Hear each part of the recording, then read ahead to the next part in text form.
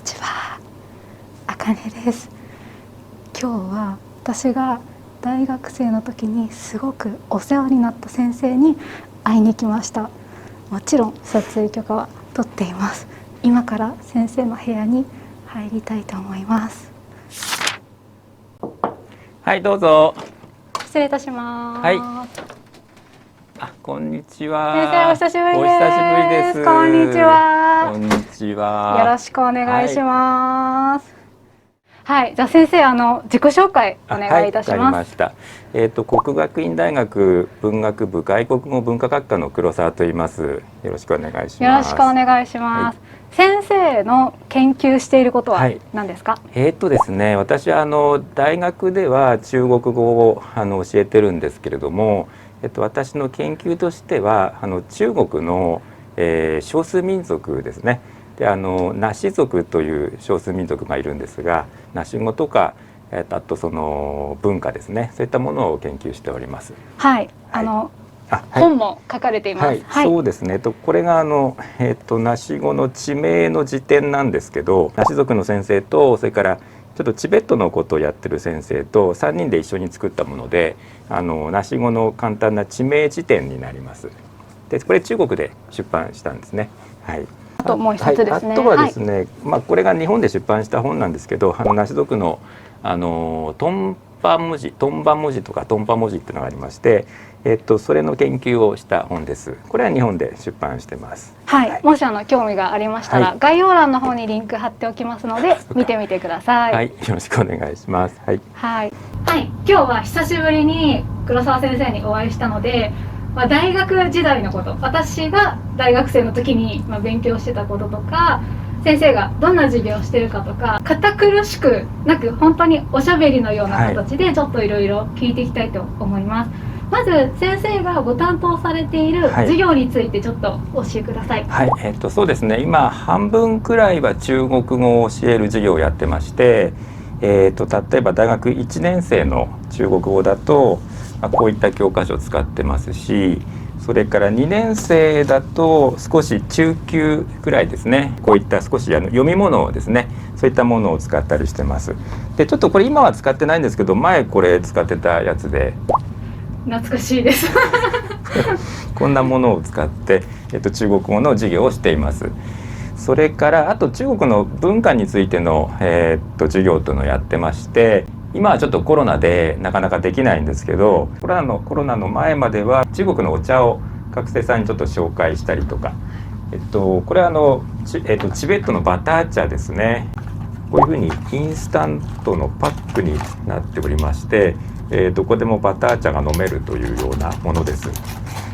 それからこちらは、これは香港で、知ってる人もいるかもしれませんけど、コーヒーと紅茶が一緒になってる、そういったものですとか、あとは私がよく行く場所って中国の雲南省なんですけど、お茶の産地で、こういったプアール茶ですね、プアール茶ですけども、それのこういう固まったですねものですとか、あとこういったレンガ状になってるお茶ですね、そういったものなどをこう紹介したりっていうこともしています。はい、私はこの文化の紹介の授業が今でもすごく印象に残っていて、今はちょっとできないと思うんですけど、黒沢先生が授業中に紙コップとポットとお茶をいきなり教室に持ってきて、みんなにこのバター茶を飲ませてくれました。これがすごく印象に残っています。はい、なんかもちろん先生がパワーポイント作っていろいろ紹介してくださるんですけど、紹介するだけじゃなくて実際にこう飲むっていうのは記憶に残りますよね。そうですね。なんかこのことだけ覚えてる人も多いみたいだからあと私は中国語を選択して4年間勉強してたんですけど、最初すごく後悔しましたね何が中国語を選んだことを、発音難しかった。1年生の、もう最初の多分4月って、どの授業でももう発音しかやらないんですよね。で、量も多いし、なんか早く会話とか勉強したかったのに、もうずーっとまあってやってるじゃないですか。最初はなんでこんな発音のことばっかやってんだろうってちょっと思いました。本当。はい。僕の授業は2年生だよね多分。あれ1年生もなかったですっけ？僕は2年生から教えてると思うんですよ。そうでしたっけ？多分、はい、それかすかな記憶で一番後ろの方に座ってましたよね。後ろの方に座る人ってあんまり普通は勉強そんなにしない人なんだけど、テストやったらすごく点数がいいんですよ。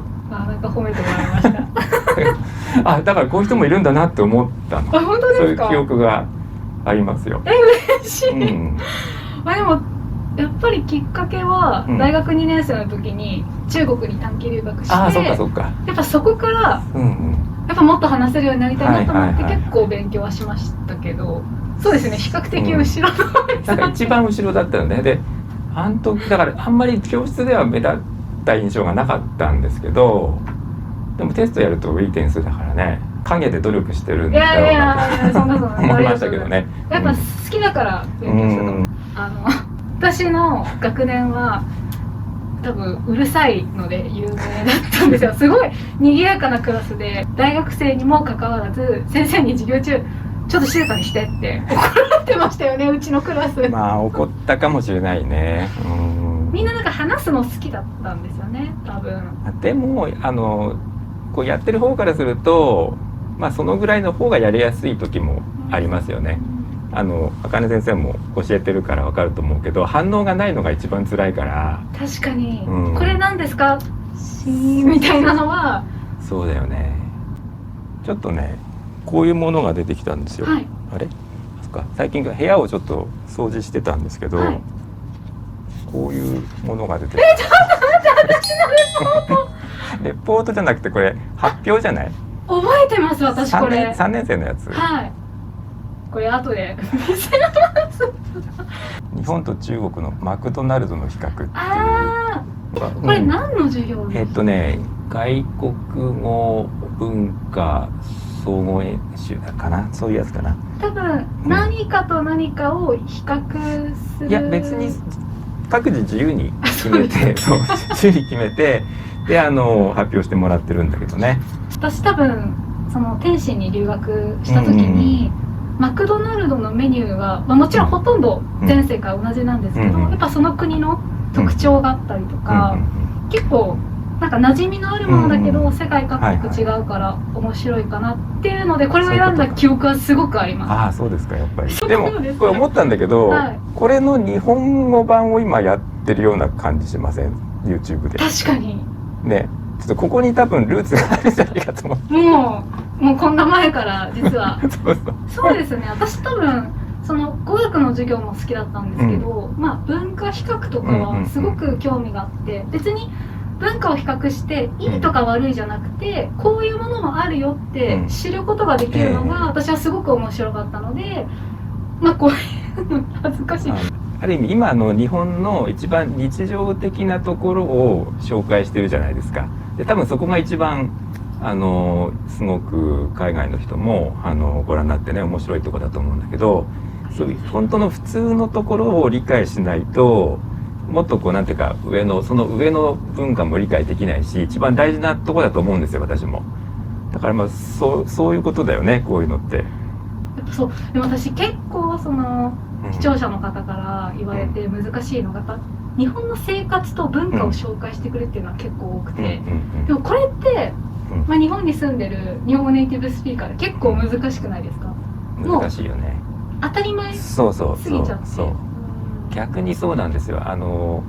ここから私の話につなげるの変なんだけど、ナシ族の人たちがこう自分たちの文化っていうのを考えるときに、どうしてもすごく伝統的な昔から伝わってる彼らは象形文字があるんだけどね。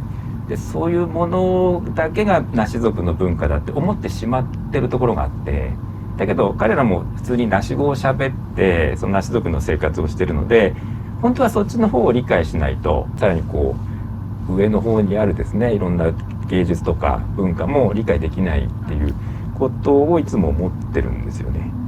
ちょっと話が変わるんですけど、私が大学を卒業して一般企業に就職して、ちょっと日本語教師に興味がある。でもどうやったらなれるのかとか、学校に行くとか試験を受けるとか、いろんな方法があるんですけど、どの道が一番いいかって迷ってた時に、実は黒沢先生にたまたまお会いして相談して、大学院に行った方がいいよっていうアドバイスをくださって、今私はここに、日本語教師としているので、すごく卒業してからも相談に乗ってくださったりとか、すごく感謝してるんですけど、でも先生最初びっくりしましたか？私結構長く働いてたじゃないですか。そうだからどうしたんだろうと思ったよね。心配しました。たまたまその日もたまたま僕ここに行ってで何か書類とかそうですね、なんか取りに来たんですよね。証明書とかいるのかな。多分何か学校に用事があって、でちょっと黒沢先生の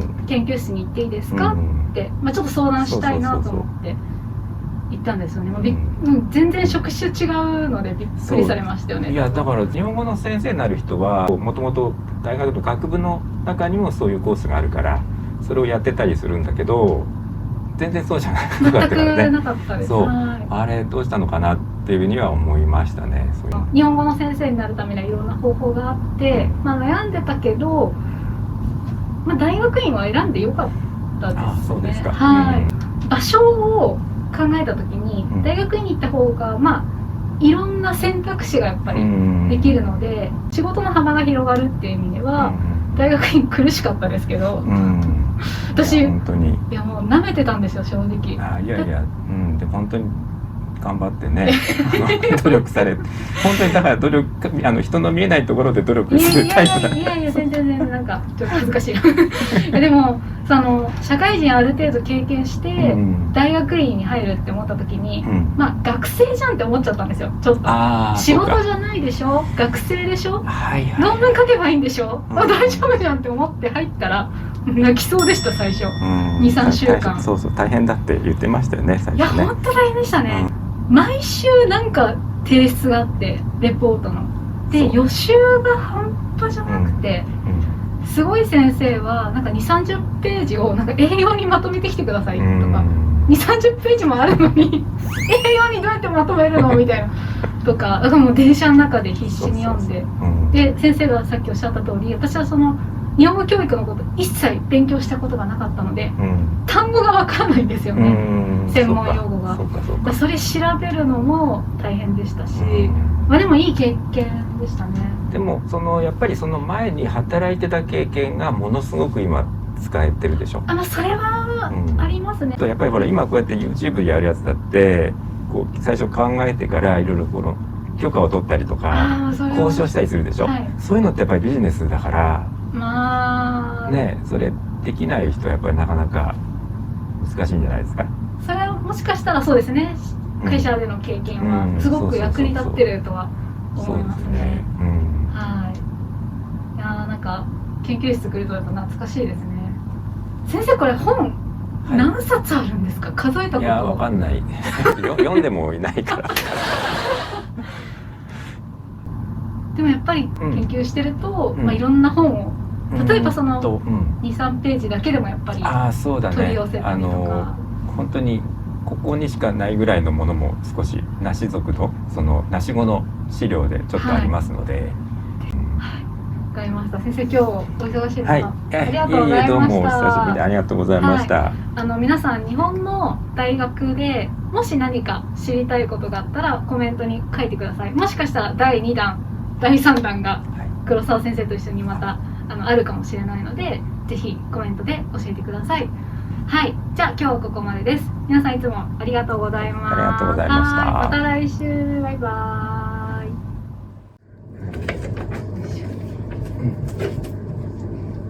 先生これもしよかったらお口なんかわかんないんですけど。すいません、なんかわざわざありがとうございます。どうもありがとうございます。いいのかな、これで。大丈夫です。すごいな。ここ座って大丈夫ですか？はい、どうぞ。いつも素敵なコメントを書いてくださってありがとうございます。皆さんが私の動画を見て日本語を勉強してくれて本当に嬉しいです。